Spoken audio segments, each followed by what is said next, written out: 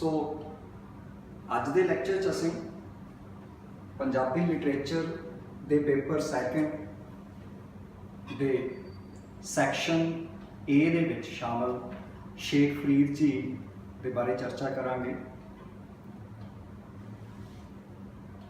Second paper दे विच सब तो पहला टॉपिक है साडा और इहदे विच शेख फरीद जी दी आदि ग्रंथ दे विच शामिल पूरी बाणी ते उन्हां दी विचारधारा बारे चर्चा करांगे। किसी भी शख्सियत की जो विचारधारा ते गल करते हैं तो उस समय दियां जिहड़ियां समाजिक राजनीतिक स्थितियां ने उन्हां नूं ध्यान विच रखना बहुत जरूरी हो जाता और इस संदर्भ दे विच शेख फरीद जी का जीवन काल जिहड़ा है वो लगभग 1176 तो लैके 1266 ईस्वी तक बनता है। ਇਹਦੇ ਸੰਬੰਧ ਵਿੱਚ ਭਾਵੇਂ ਵੱਖ-ਵੱਖ ਵਿਦਵਾਨਾਂ ਦੇ ਵਿੱਚ ਕੁਝ ਮਤਭੇਦ ਨੇ ਪਰ ਫਿਰ ਵੀ ਅਸੀਂ ਮੋਟੇ ਤੌਰ ਤੇ ਇਹਨੂੰ ਇਸ ਤਰੀਕੇ ਨਾਲ ਲੈ ਕੇ ਚੱਲ ਸਕਦੇ ਹਾਂ ਕਿ ਇਹ 12ਵੀਂ ਸਦੀ ਤੇ 13ਵੀਂ ਸਦੀ ਦੇ ਦੌਰਾਨ ਸ਼ੇਖ ਫਰੀਦ ਜੀ ਇਸ ਧਰਤੀ ਤੇ ਪ੍ਰਚਾਰਕ ਵਜੋਂ ਜਾਂ ਇੱਕ ਧਾਰਮਿਕ ਪ੍ਰਚਾਰਕ ਵਜੋਂ ਰਹਿੰਦੇ ਰਹੇ। ਉਸ ਸਮੇਂ ਦੀਆਂ ਜਿਹੜੀਆਂ ਸਮਾਜਿਕ ਰਾਜਨੀਤਿਕ ਸਥਿਤੀਆਂ ਸਨ ਉਹਦੇ ਵਿੱਚ ਖਾਸ ਤੌਰ ਤੇ ਇਹ ਸੀ ਕਿ ਇੱਕ ਤਾਂ ਪੰਜਾਬ ਦੀ ਇਸ ਧਰਤੀ ਤੇ ਇਸਲਾਮ ਦਾ ਉਭਾਰ ਹੋ ਰਿਹਾ ਸੀ और दूसरा उस तो पहला सिद्ध मत ते जोग मत का भी बोलबाला रहा। इन्हां स्थितियां दे तहत उस वेले आम मनुख जीवन के उद्देश तो थिड़किया होया सी।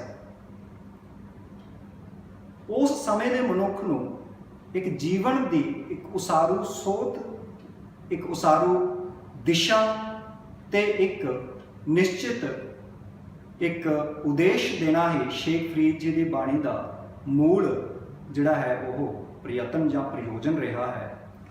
इत्थे असीं ये गल करांगे कि जो फरीद जी की विचारधारा वो की सी ते जो उन्होंने कहा अपनी विचारधारा के संदर्भ दे विच वो किवें कहा। सब तो पहला पॉइंट इहदे विच यही आउंदा है कि शेख फरीद जी का मकसद सिर्फ यही सी कि आम मनुख नूं सुचारू जीवन ढंग का एक नज़रिया पेश करना है तो वह सुचारू जीवन ढंग किसी भी आम मनुख का किवें हो सकता है जेकर वो एक उच्ची आत्मिक स्थिति ते पहुंचेगा। फिर ये सवाल पैदा होता है कि सुचारू जीवन ढंग के लिए एक उच्ची आत्मिक अवस्था दे विच किसी मनुख ने पहुंचना है तो उस अवस्था दे विच पहुंचण लई की स्थिति है, किवें पहुंच सकता है। उहदे लई सब तो जिहड़ा मूल ढंग जिहड़ा फरीद जी ने जां जिन्हों कहिए फरीद जी की विचारधारा का मूल जां जड़ वो ये सी कि जीवन की छिण भंगर इस धरती ते मनुखी जीवन है जिहड़ा वो अस्थाई है। सिर्फ एक इसे गल तो शुरू करके फरीद जी ने आम मनुख नूं जीवन नूं एक सुचारू ढंग नाल जीउण दी एक दिशा वाल तोड़न का एक बहुत ही सोहना ते सरल ढंग दे नाल यतन किया। जीवन की छिण भंगरता है, जीवन अस्थाई है तो इस तो सीधा स्पष्ट यह भाव बनता है कि संसारिक जिहड़े भी विकार ने, संसारिक उलझना ने आम मनुख ने उन्हां दे विच नहीं उलझना, उन्हां तो निर्लेप होकर जीना। जदों कोई मनुख संसार तो निर्लेप हो जाता है तो वह सीधे तौर पर अपने आप कुदरती रूप दे विच एक उच्ची आत्मिक अवस्था दे विच पहुंच जाता है। उसे आत्मिक अवस्था दे विचों एक सुचारू जीवन ढंग है जिहड़ा वो उभर के सामने आता है। ते इस काम नूं शेख फरीद जी ने कीता किवें असीं हुण इहदे ते गल कर सकते हैं। मृतबोध का भाव है मौत के संबंध विच जानकारी, मौत के संबंध विच ज्ञान। जे असीं पहला ये गल करके आए हाँ कि जीवन की छिण भंगरता है तो इस तो भाव कि मौत अटल है तो शेख फरीद जी ने मौत की अटलता नूं भी अपना पूरी विचारधारा का एक आधार बनाया।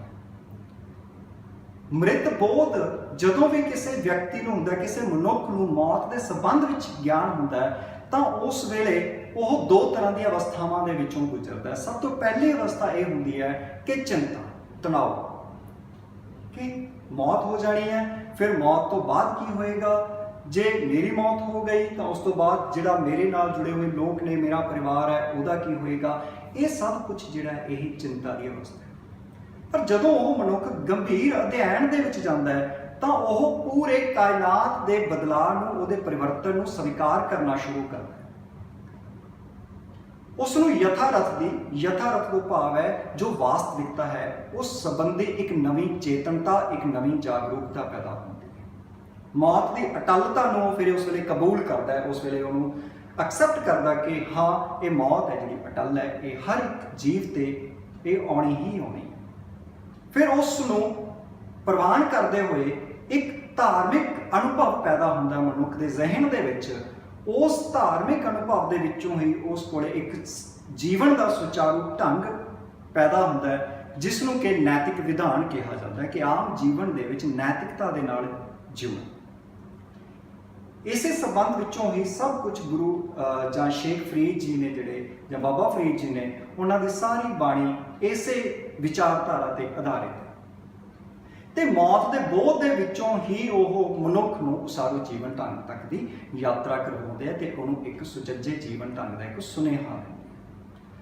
दूसरा पक्ष इहदा शेख फरीद जी की बाणी का जिहड़ा आउंदा है वो ये है कि उन्होंने जो भी अपनी विचारधारा पेश की, जो कहा उसनूं किवें कहा। तो शेख फरीद जी ने इहदे लई काव्य के दो रूप वरते ने, एक श्लोक है और दूसरा शब्द है।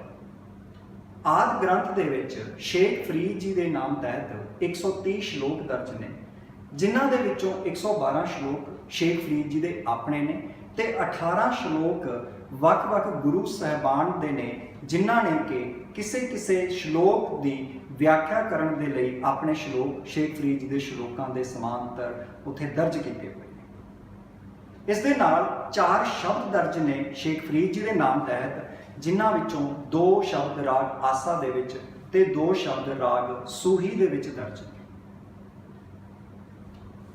हुण असीं उन्हां दी विचारधारा नूं होर विस्तार दे विच लैके जांदे हां। शेख फरीद जी अपने शुरुआती श्लोकां दे विच ये कहंदे ने कि जीवन नाशवान है, जीवन अस्थाई है, मौत अटल है। तो शुरुआती श्लोकां दे विच एक श्लोक आंदा, फरीदा जे जाना मर जाई है, घुमन आई है, झूठी दुनिया लग न आप बंजाई। भाव बड़ा स्पष्ट है यह श्लोक, जिसनों असीं कह सकते हैं कि सैल्फ एक्सप्लेनेटरी, अपने आप ही अपनी व्याख्या करता है। फरीद जी अपना नाम वरत के ही जिवें स्वै पड़चोल कर रहे हैं या स्वै आलोचना कर रहे हैं कि फरीदा जे ये जाना, जे मैं जानदा कि मैं मर जाना तो मैं वापस इस दुनिया ते नहीं आना, तो फिर ये दुनिया झूठी है। इस दुनिया के नाल मैं अपने आप को, इस दुनिया के विकारां दे विच मैं अपने आप को उलझावांगा नहीं। झूठी दुनिया लग न आप बंजाई है, अपने आप को खुंजना इस झूठी दुनिया के नाल जाके। सो फिर की करना है कि जीवन का जिहड़ा मूल उद्देश्य है वो है दरवेशी। वो दरवेशी किवें आएगी? इस जीवन का मूल उद्देश्य की है? वो दरवेशी वो है एक परमात्मा की भगती, वो अल्लाह की इबादत। वो किवें होएगी? वो किसी भी समय हो सकती। तो फरीद जी के अनुसार उसका खास जिहड़ा समा है वो मनुख का जवानी वाला समा है। तो उस समय के दौरान ही मनुख दुनियावी विकारां दे विच, दुनियावी रिश्तियां दे विच, दुनियावी प्राप्तियां दे विच उलझ जाता है। फिर इसका हल भी शेख फरीद जी खुद दिंदे ने कि हल की है इसका। जे वो विकारां दे विच उलझिया होया अपनी जवानी के समय, जे उस समय उन्हें परमात्मा की भगती करनी सी, पर उस समय वो विकारां दे विच उलझिया होया, तो उन्होंने उन्हां विकारां तो परे करके भगती दे विच किवें लाया जा सकदा? हल की है?